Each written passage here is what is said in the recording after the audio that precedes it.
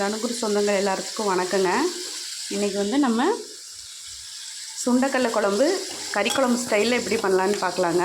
கருப்பு சுண்டல் வச்சு அதுக்கு வந்து இங்கே கொஞ்சம் ஒரு 20 to 30 இவ்வளோ சின்ன வெங்காயம் தொளிச்சிக்கோங்க.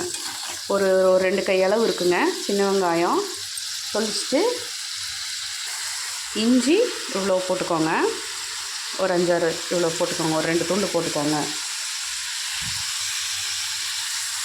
தக்காளி குட்டி குட்டி தக்காளியாக இருக்கிறதுனால 4 போட்டிருக்கேங்க.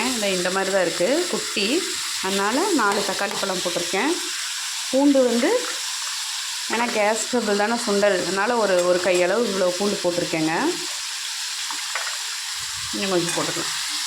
போட்டுட்டு நல்லா வணங்கிட்டுங்க. இது கூட நம்ம வந்து பட்டை கிராம்பெலாம் போட்டுடலாம். பட்டை இவ்வளோ போட்டுக்கோங்க. கிராம்பு ஒரு நான் வந்து பாதியாக உடஞ்சிருக்கிறதுனால இத்தனை போடுறேன். நீங்கள் முழு கிராம்பாக இருக்கிற 4-5 போடுங்க.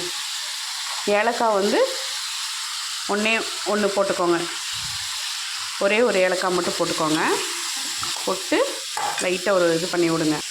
பாருங்கள், சோம்பு இவ்வளோ போட்டுக்கோங்க. போட்டுட்டு ஒரு வணங்கிட்டுங்க. சீரகம் கொஞ்சம் போட்டுக்கோங்க. மிளகு கொஞ்சம், நான் வந்து ஒரு மிளகாத்தூள் ப்ரிப்பேர் பண்ணி வச்சுருப்பேங்க. அது போட்டோன்னா நான் இந்த சீரகம் மிளகெல்லாம் போடவே மாட்டேன். ஒன்லி அந்த பட்டை கிராம்பு சோம்பு அந்த பொருள் மட்டும்தான் போட்டு வணக்குவேன். அந்த குழம்புத்தூள் தீந்துருச்சு. நான் உங்களுக்கு ரெடி பண்ணியெல்லாம் காமிக்கிறேன். இப்போ இது நல்லா வணங்கட்டுங்க. அதுக்குள்ளே தாளிக்கிறதுக்கு இந்த குழம்பு தாளிச்சு விட்றதுக்கு நம்ம என்ன வேணுங்கிறத பார்த்துக்கலாம். எப்பவும் போல் வரகரிசி சாதத்துக்கு உலக ஊற்றி வச்சாச்சுங்க. சாப்பாடு விசில் வச்சாச்சு. பாருங்கள், ஒரு 4 சின்ன வெங்காயம், 4 பூண்டு, இஞ்சி வந்து இவ்வளோண்டு ஒரு சின்ன பீஸ் இஞ்சி, ஒரு மராட்டி மொக்கு, ஒரு பூவுங்க, கல்பாசி கொஞ்சம் சோம்பு ஒரு ஃப்ளேவருக்காக. இதை மட்டும் நம்ம தாளிக்கிறதுக்கு எடுத்து வச்சுருக்குறோம். இனி நம்ம இது வணங்கினதுக்கப்புறம் உங்களுக்கு நான் காமிக்கிறேன். கொஞ்சம் உப்பு போட்டு விட்டுறலாங்க. அப்போ தான் நல்லா வணங்கும் குழம்பு. சீக்கிரம் வெங்காயம் வணங்கி வரும். கொஞ்சம் உப்பு போட்டுடலாம். இது வணங்கிட்டு இருக்கட்டும். பாருங்கள், நம்ம வந்து நான்வெஜ் ஸ்டைலில் செய்ய போகிறோம். ஏன்னா புரட்டாசி, அதனால் நம்ம வந்து சில பேர் நான்வெஜ் சாப்பிட மாட்டாங்க இல்லைங்க, நாங்களும் சாப்பிட மாட்டோம். அதனால் இன்றைக்கி இன்றைக்கி சண்டே, சரி நான்வெஜ் ஃப்ளேவர்லையாவது செய்வோன்ட்டு இது செய்கிறேங்க. உருளைக்கிழங்கு சின்ன உருளைக்கிழங்காக இருந்ததுனால ஒரு 5-6 உருளைக்கிழங்கு கட் பண்ணி வச்சுருக்கேங்க. கொஞ்சம் உருளைக்கிழங்கு இந்த மாதிரி தோல் சீவி கட் பண்ணி வச்சுருக்கேன். சுண்டல் வந்து நான் ஊற வச்சு வேக வச்சு எடுத்து வச்சுருக்கேங்க. கொஞ்சம் எக்ஸ்ட்ரா இருந்ததுனால எடுத்து வச்சுருந்துருக்கேன் ஸ்நாக்ஸ் செய்யல. நீங்கள் வந்து இப்போ செய்ய போகிற குழம்புக்கு நீங்கள் சுண்டல் வேக வச்சு போடணுங்கிறது அவசியம் இல்லை. பச்சையாகவே நம்ம தாளிச்சு விட்டுக்கலாம். அது விசில் வைக்கிறதுனால வெந்து வந்துடும். இது வந்து நான் வேக வச்சது இருந்ததுனால இதை எடுத்துருக்கிறேன். நீங்கள் வந்து பச்சை சுண்டல் இருந்தாலும் ஊற வச்சு இந்த மாதிரி எடுத்துகிட்டு வச்சுக்கோங்க. பாருங்கள், ஒரு சின்ன முடி தேங்காயை நான் கட் பண்ணி வச்சுருக்கேன். இதை வந்து நம்ம சின்னதாக கட் பண்ணி உள்ளே போட்டுக்கலாம். பாருங்கள், தேங்காயும் போட்டு நல்லா ஓரளவுக்கு வணங்கிடுச்சு. இன்னொரு 5 நிமிஷம் வணங்கட்டும். வணங்கினதுக்கப்புறம் இறக்கிட்டு நான் உங்களுக்கு காமிக்கிறேன். தக்காளி பழத்தை கட் பண்ணி போட வேண்டாங்க. இந்த மாதிரி முழுசாக போட்டு ஒரு தடவை செஞ்சு பாருங்கள். அப்புறம் இன்னொன்றுங்க, பெரிய தக்காளி வாங்கினா இப்போ ரொம்ப பெரிய தக்காளி இல்லை, பெரிய தக்காளி பழமாக இருக்குல்லங்க, அதில் அரிஞ்சு பார்த்தாலே நிறைய புழு தான் நிறைய இருக்குது.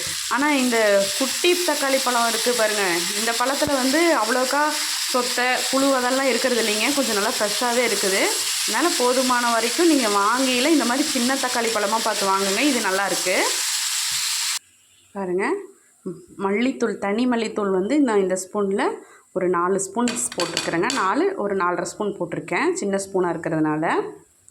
அடுத்தது அப்புறம் தனி மிளகாய் தூள் வந்து ஒரு 1.5 ஸ்பூன் போட்டிருக்கேங்க.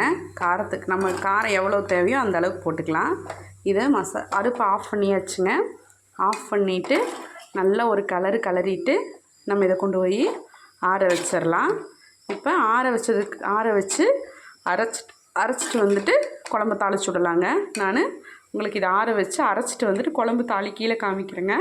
நீங்கள் அதுக்கு இந்த மாதிரி சின்ன வெங்காயம் இதை எடுத்து வச்சுருங்க தாளிக்கிறேன்.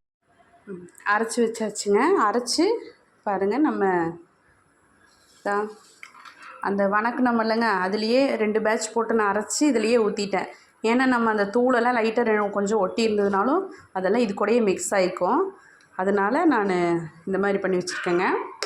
இப்போ குழம்பு தாளித்து விட்டுறலாங்க. குக்கரில் தான் நம்ம இன்றைக்கி குழம்பு தாளிச்சுட போகிறோம். குக்கர் அடுப்பில் வச்சுட்டு கொஞ்சம் எண்ணெய் ஊற்றிட்டுங்க. ஃபஸ்ட்டு கல்பாசி பூவு, ஒரு மராட்டி மொக்கு, சோம்பு கொஞ்சம் எடுத்து வச்சுருந்தோம் இல்லைங்க, சோம்பு போட்டுக்கலாம். அதுக்கப்புறம் இஞ்சி, பூண்டு, வெங்காயம், அதாவது நான் எடுத்து வச்சுருந்தேன்னா தாளிக்கிறதுக்கு அதை நான் அப்படியே தட்டி வச்சுருக்கேன். கொஞ்சோண்டு இஞ்சி, 2-3 பல்லு பூண்டு, வெங்காயம் 3. இதை நல்லா நம்ம எண்ணெயில் போட்டு ஒரு வணக்கி விட்டுக்கலாங்க.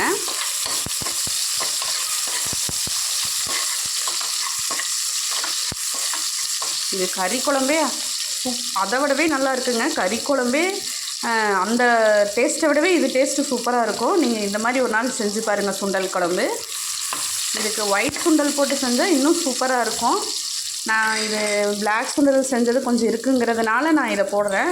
இல்லைன்னா நான் எப்போவுமே ஒயிட் சுண்டல் போட்டு தான் வைப்பேனுங்க. நீங்கள் ஒயிட் சுண்டல் போட்டு செய்யுங்க, நல்லாயிருக்கும். பிளாக் சுண்டலும் நல்லா தான் இருக்கும். இருந்தாலும் அந்த டேஸ்ட்டு கம்பேர் பண்ணையில் அது கொஞ்சம் நல்லாயிருக்கும். அடுத்தது சுண்டலை போட்டுடலாம். சுண்டலை போட்டு ஒரு கிளறிட்டு வாசம் வருங்க, மனம் வந்துருச்சு, அதனால் நான் போட்டேன். அடுத்தது உருளைக்கிழங்கெல்லாம் போட்டுவிட்டுருவோம்.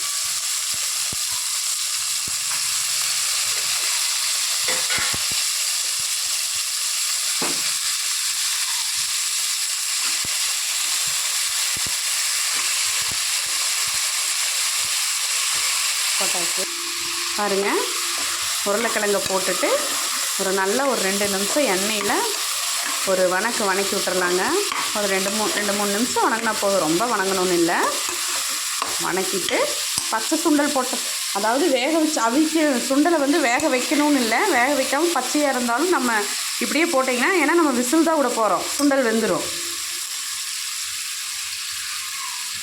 நான் வணக்கி வச்சதில் தான் இதில் தண்ணி ஊற்றி ஃபுல்லாக எல்லாத்தையுமே கழுவி இதில் ஊற்றிட்டேன். பாத்திரத்தை கழுவுன மாதிரி பண்ணி வச்சிட்டேனுங்க. ஏன்னா நாங்கள் சின்ன வயசில் சமையல் செய்யல எங்கள் பாட்டி சொல்லுவாங்க, எங்கள் ஆத்தா என்னென்னு சொல்லுவாங்கன்னா, அம்மிக்கல்லில் தான் ஆட்டாங்கல்லில் தான் ஆட்டுவாங்க. ஆட்டிட்டு எல்லாத்தையும் வலிச்சது போக அந்த கல்லையும் கழுவி அந்த தண்ணி எடுத்து விடுவாங்க. என்னம்பாங்க, அந்த தண்ணி ஊற்றினா தான் குழம்பு டேஸ்ட்டாக இருக்கும்பாங்க. அது என்ன நம்ம போடுற இந்த இதுக்கு இவ்வளோ கால்குலேஷன்னு போட்டு இது பண்ணியிருப்போம், அது அப்படியே அதில் போனால் தான் அதோட டேஸ்ட் வரும். அதுக்காக சொன்னது தான். அது மாதிரி நம்ம இதுக்கு இவ்வளோ மசாலான்னு போட்டிருக்கோம், அதை எல்லாமே அரைச்சி இதில் சேர்த்துட்டோம்னா அது இதாயிரும். ஒரு லைட்டாக ஒரு கொதி வரட்டும், பார்க்கலாம். இன்னொரு டிப்ஸுங்க, புதினா தலை இருந்ததுன்னா நம்ம வணக்குறோம் இல்லைங்க, அப்போது ஒரு கை புதினா போட்டு ஒரு வணக்கிக்கலாம். நான் புதினா தூள் வச்சுருந்தனால லைட்டாக ஒரு 1/4 ஸ்பூன் இதில் போட்டு அரைக்கீழத்தனோடு போட்டு அரைச்சிட்டேனுங்க. நீங்கள் புதினா தலை ஒரு கை போட்டு வணக்கிட்டு அப்புறம் இந்த குழம்பு சுண்டல் அதெல்லாம் போட்டு தாளித்து விட்டுட்டு குழம்பு கரைச்சி விட்டுங்க. விசில் வரட்டுங்க. இனி நம்ம இதை லிட் க்ளோஸ் பண்ணிவிட்டு இது ஒரு கொதி வரட்டும், பார்க்கலாம். பாருங்கள், ஒரு கொதி வந்துருச்சு. நான் இனி லிட் போட்டு க்ளோஸ் பண்ணிவிட்டு விசில் குழம்பு இறக்கிட்டு காமிக்கிறேங்க. ஒரு 5-6 விசில் விட்டுக்கோங்க. பாருங்கள், லிட் க்ளோஸ் பண்ணியாச்சு. ஒரு 6-7 விசில் வரட்டும். வந்ததுக்கப்புறம் குழம்பை இறக்கிட்டு நான் உங்களுக்கு எப்படி இருக்குன்னு காமிக்கிறேன். நல்லா இருக்குங்க, கண்டிப்பாக செஞ்சு பாருங்கள். லிட் க்ளோஸ் பண்ணிவிட்டு அப்படியே எடுத்து வச்சிடக்கூடாது. லிட் க்ளோஸ் பண்ணதுக்கப்புறம் ஒரு 2-3 நிமிஷம் இப்படி கொதிக்க வைக்கணும். அப்போ தான் அது நல்லா இருக்குங்க. அந்த நம்ம கொதித்து இறக்குன மாதிரி ஒரு ஃபீலில் நல்லாயிருக்கும். ஒரு 2 நிமிஷம் கொதிக்கட்டும், காமிக்கிறேன். குழம்பு ரெடி ஆயிடுச்சுங்க. இந்த மாதிரி சுண்டைக்கடலை குழம்பு செஞ்சிங்கன்னா நான்வெஜ்ஜே நம்ம சாப்பிட முடியாது, செய்ய முடியாதுங்கிற சூழ்நிலையில் இப்படி வச்சு சாப்பிட்டோம்னா நல்லா இருக்குங்க. நான்வெஜ்ஜேவே நான் மறந்துடுவோம். செஞ்சு பாருங்கள், நல்லாயிருக்கும். சரி, நான் உங்களுக்கு காமிக்கிறேன், பார்க்கலாங்க. இன்றைக்கி நம்ம வீட்டில் என்ன சாப்பாடுன்னு. வெள்ளை சாதம், வரகரிசி சாதங்க. பாருங்கள், சுண்டல் உருளைக்கிழங்கும் போட்ட கறி குழம்பு மாதிரி டேஸ்ட்டில் இருக்க குழம்பு, ரசம், சாமிக்கும் சாப்பாடு வச்சாச்சுங்க. சுண்டல் குழம்பே சாப்பாடு சாமிக்கு வச்சாச்சு. எல்லோரும் இது வரைக்கும் என்னோடய வீடியோவை பொறுமையாக பார்த்ததுக்கு ரொம்ப நன்றிங்க. எல்லோரும் என்னோடய சேனலை சப்ஸ்கிரைப் பண்ணிங்கன்னா நான் போட்ட வீடியோ உடனே உங்களுக்கு வந்துடுங்க. இது வரைக்கும் பொறுமையாக பார்த்ததுக்கு ரொம்ப நன்றிங்க. நீங்கள் இதே மாதிரி ட்ரை பண்ணுங்கள். நாளைக்கு இன்னொரு சமையலில் பார்க்கலாம். Thanks for வாட்சிங்க.